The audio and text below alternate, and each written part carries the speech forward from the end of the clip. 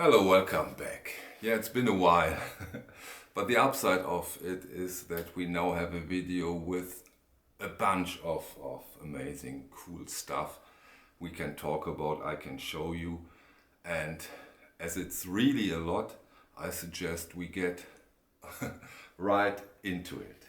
And we start with a highly anticipated title, and it delivers. Luckily it did. I'm talking about Genesis Nursery Cryme. As we are used to, it comes as a 45 RPM version in a gatefold jacket. And what a jacket we have here. The cover art is a stunner from the outside and the inside, and I'm really pleased that they decided over at Analog Production to give those records to us in this embossed, openly structured paper with a wonderfully saturation of the colors, and the whole touch of it is stunning. They also kept the original labels. I'll show you here, and so from that point the edition is stunning and perfect. I doubt that you can do them any better, also in those sturdy, wonderful jackets. Nursery Cryme is the third album of Genesis, and we can welcome here a new drummer and a new singer. You all know whom I'm talking about. It's Phil Collins. And the drumming compared with the guitars on this album, it's killer. Musically, this is a very convincing work by Genesis. From the first to the last song, it's an amazing album. Came out in 1971, and like with the other editions we have so far from Genesis on the Atlantic 75 series, the music, the sound quality really benefits from the 45 RPM format. They now have the space so that you get this soundstage, this separation, this dynamic. This is it for those three releases so far, at least for the Selling England by the Pound and The Lamp Lies Down on Broadway, which I also can announce that finally the SACD is out and on its way. Finally, those people who ordered it know what I'm talking about, so it's finally coming. I hope to have them in our hands at the end of next week, and so they get out before Christmas too. But let's get back to this reissue, which has been mastered by Chris Bellman on the Bernie Grundman Labs, and yeah, as convincing as the other two titles, which is the best you can say about a record. And another good news for those of you who don't know, the Trick of a Tale is also coming on the 6th of December, so quite close, and already ordered. And yeah, I mean, the Genesis titles are for sure among the highlights of the whole Atlantic 75 series, and this one really delivers. I'm so fond of this record right now, and what I've heard so far from other Genesis fans, they are also really convinced. Nothing but good news about this one so far. Second one, again, is also part of this Atlantic batch. Earlier.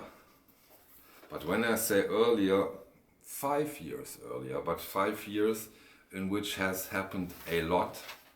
And what we have here is a mono recording from the exciting Wilson Pickett. Again, a wonderful, lovely cover art, this pink and red. And yeah, of course, we have a killer. We have a killer release and mastering by Kevin Gray, of course. Like always, we get it in a gatefold jacket with two wonderful photos of this giant of music and this record. You know, I'm doing a series on my German channel, a streaming series where we talk about all the album of the year from 55 to 2000, and I've learned now how important and big those records have been at their time. So an absolute classic we find here. Mastering has been done also by Kevin Gray, and yeah, for fans of that kind of music, it's of course a must-have. And again, a perfect reissue, perfect mastering, brilliant stuff. Same we can say about the third part, the third thing of this batch. Another giant, another important album, artist of the time, one of the giants of the time, came out on Vault Records. I'm talking here about Otis Redding, Otis Blue. Wonderful, wonderful soul music. Yeah, soul at its best. You know, here you can have again gatefold jacket, Old Man Trouble, Respect, Change Gonna Come, Down in the Valley, I've Been Loving You Too, Shake, My Girl, Wonderful World, Rock Me Baby, Satisfaction. Really a nice reply, or how shall I call it, to the Rolling Stones, You Don't Miss Your Water. Amazing, really, really amazing stuff. Also, I think the mastering is from Kevin Gray here. Came out in 1965, and of course, if you're into soul music, it's a no-brainer, of course. It's an absolute no-brainer. And a classic record in the stereo release. Brilliant stuff. You know, having those titles in that quality is always something special. So that's it with the latest Atlantic batch, those three highlights. And now I come into another label. Now I show you the latest release from the Electric Recording Company, and they have a nice tradition. The briefly before Christmas time, they put almost always they put out something very, very special. And this year they put out this double album by Gabriel Fauré, Nocturnes Integral, on the Ducret Thompson label, French label, and luckily we have a mono pressing here.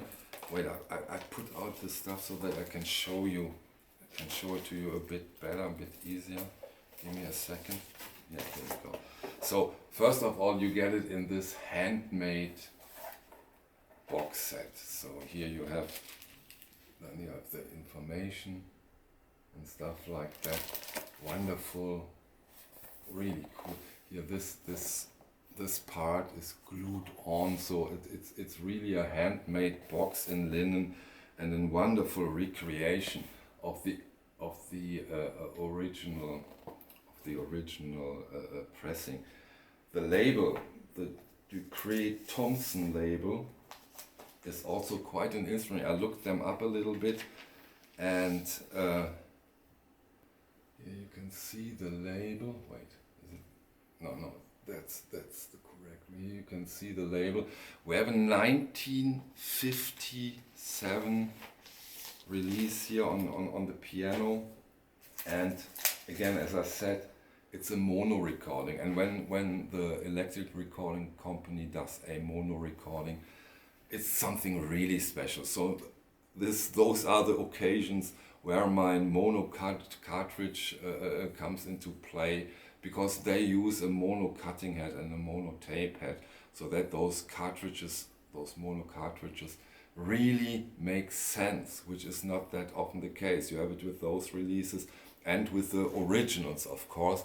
If you have a modern reissue, as they use stereo cutting heads and stereo tape heads, doesn't make much sense to use it. But then it shines, and those very, very early, older classical releases, yeah, those are stunning releases, and the quality is brilliant, so beautiful and calm, and also this romantic piece of classical music is really stunning. I don't know if you can stream it so that you can listen to it, to this record. I have no idea, but if so, and if you're into classical music, I really suggest that you get into Gabriel Fauré Nocturnes Integrale.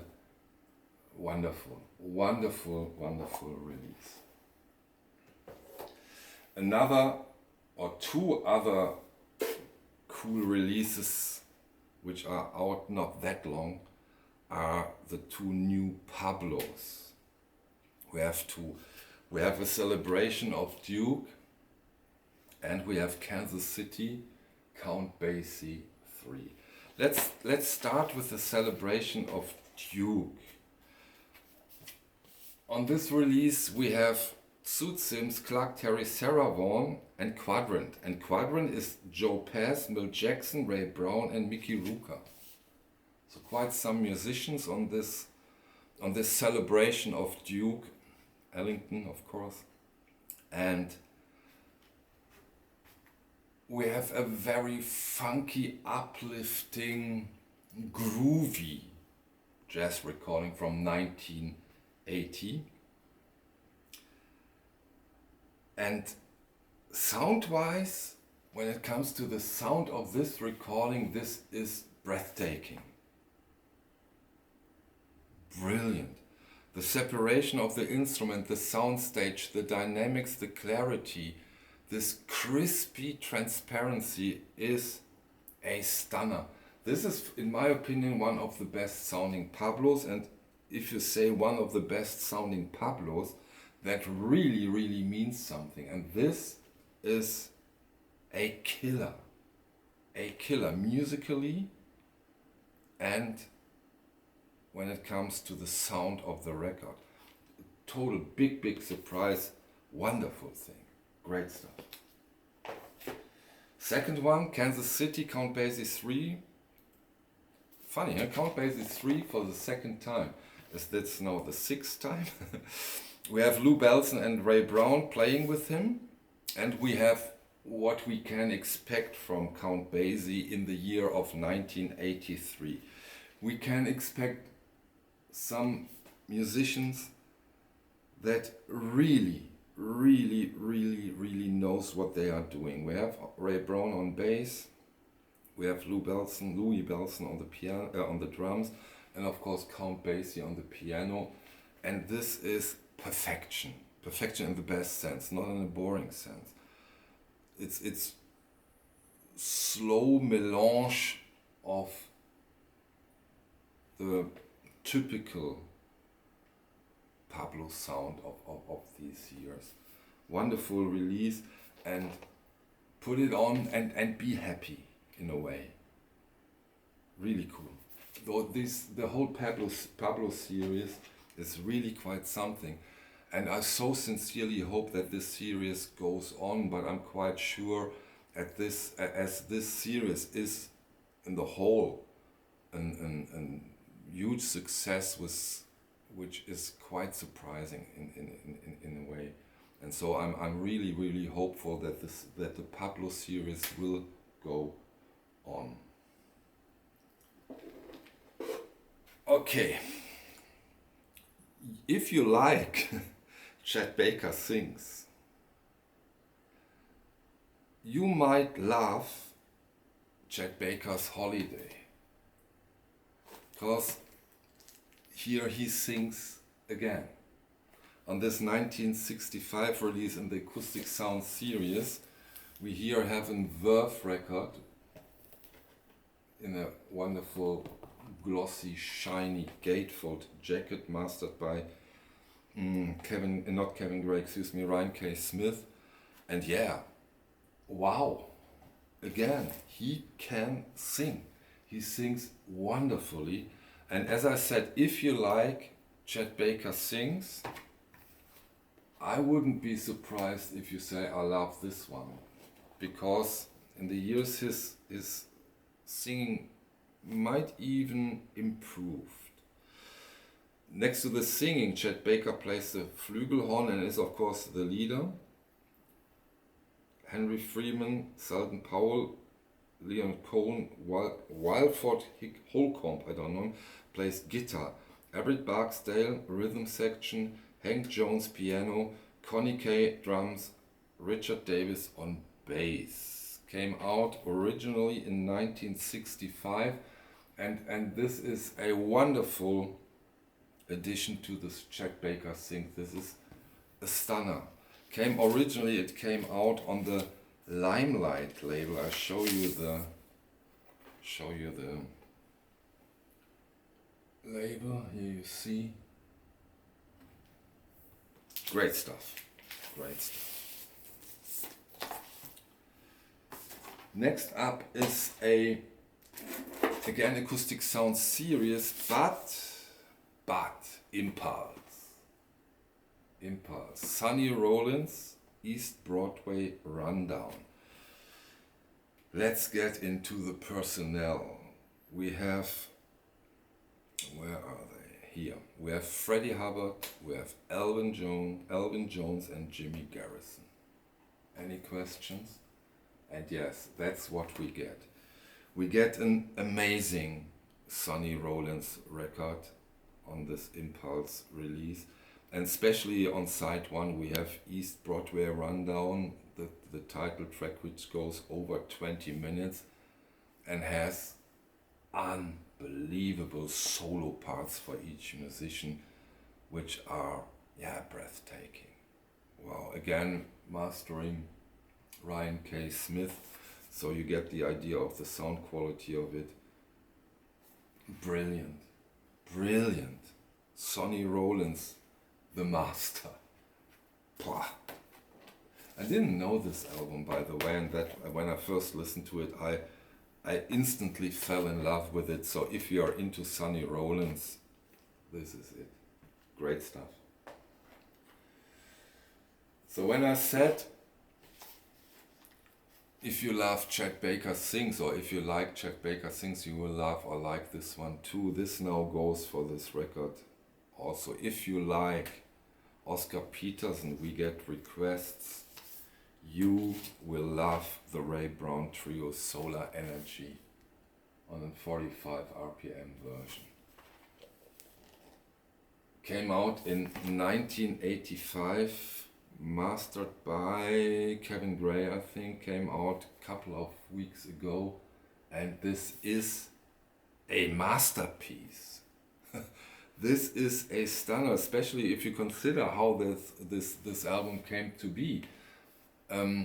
It was during lunchtime. They were booked as studio musicians, and then over lunchtime, and the studio was free, and they said, "Hey, come on, let's do that. Let's take the time and put out this masterpiece."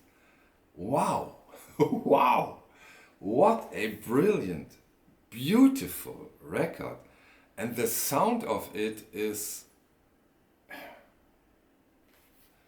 I don't want to describe it. Listen to it for yourself. It's breathtaking. Ray Brown on bass, Gene Harris on piano, Garrick King on drums, and they have special guests. They have Red Holloway, tenor sax, and Emily Ramler on guitar. That is a stunner. And you know, if I would have seen this record in a record bin due to the cover art, I would never ever have been interested in it. So sometimes you really can go wrong when you are out for buys just by the look of the record. So this one is a stunner, an amazing release. Let's get a little bluesier. But before we go into the classic period of blues, get a little bit in the later blues or blues rock. 1972. Come on everybody, Humble Pie Smokin. Comes in a 33 and the third edition, gatefold jacket, and let me please get a little bit into this amazing record and jacket. It has this soft matte black, and here this is shiny, and this is a killer blues rock, straightforward, right into the face, wonderful sounding, easy, get into it blues rock at its best. Smokin, Humble Pie, yes. I think mastering is from Kevin Gray. But let's get a few years back and get into the Bluesville releases, this new series, and talk about Blind Gary Davis, Harlem Street Singer. Mastered by Matthew Luthens at the Mastering Lab at Blue Heaven Studios. And when I read this, I'm always happy, because this Mastering Lab is Doug Sack's old tube console, all analog, and what comes out of this mastering console is so far breathtaking.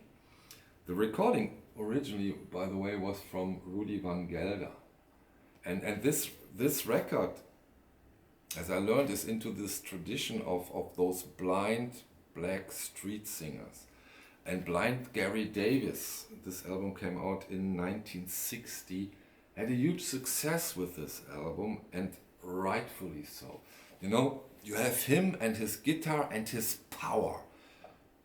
This guy and his voice and his guitar, this is raw power, pure. Raw in a very, very good sense. Wow. This is a hurricane.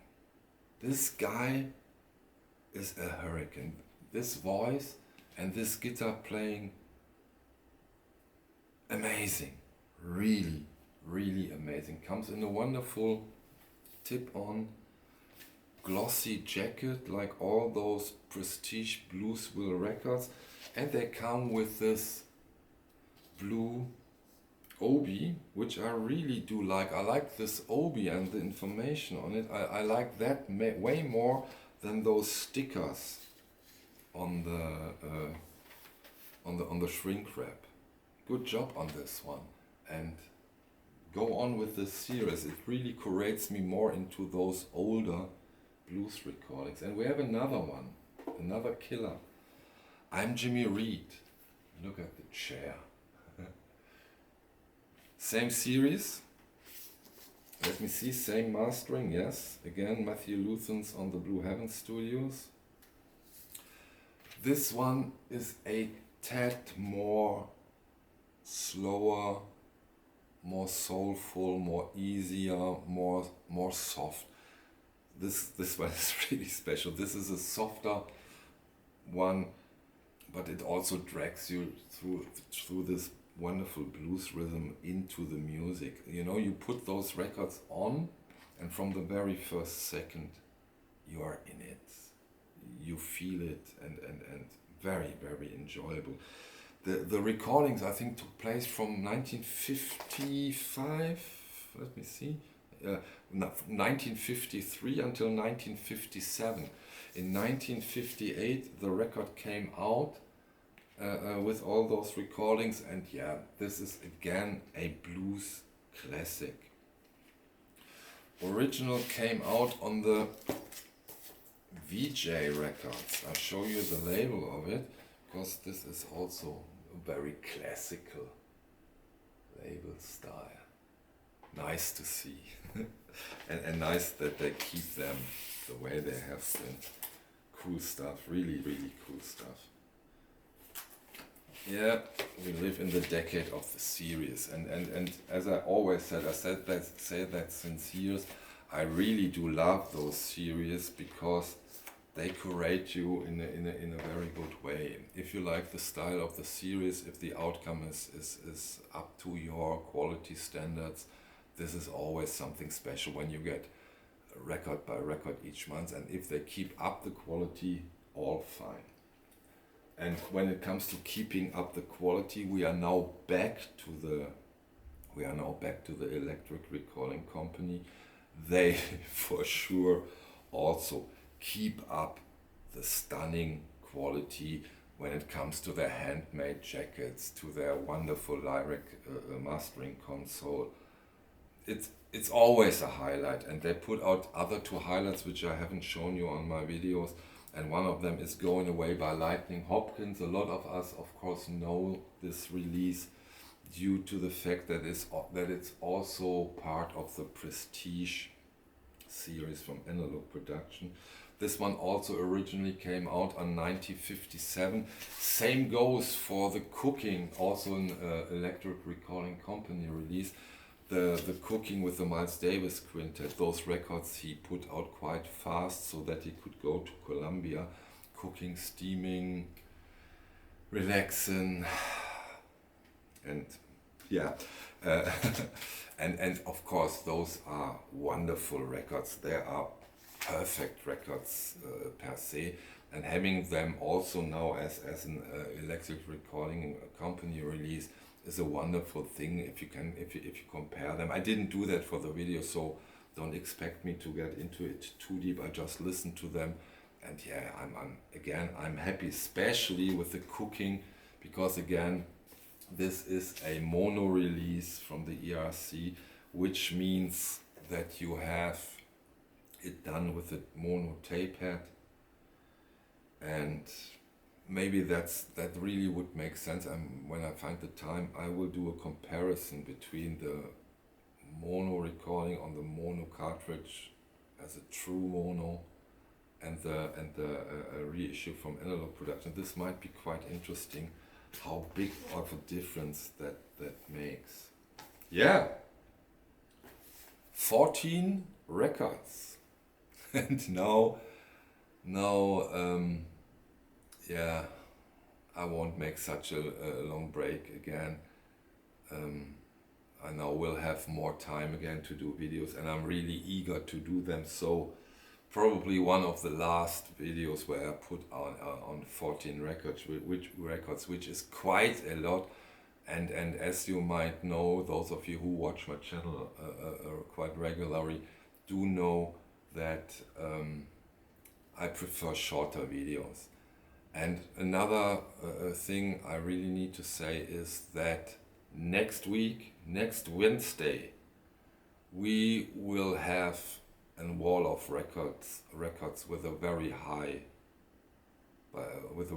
chance. So Thomas has really made it with the moving of all those records to a different place. So he's back on track, and finally we can do a new wall of records. I hope I see you there, and we listen to some cool records and some cool stuff. Okay, thank you for your time, and see you on the next one. Bye.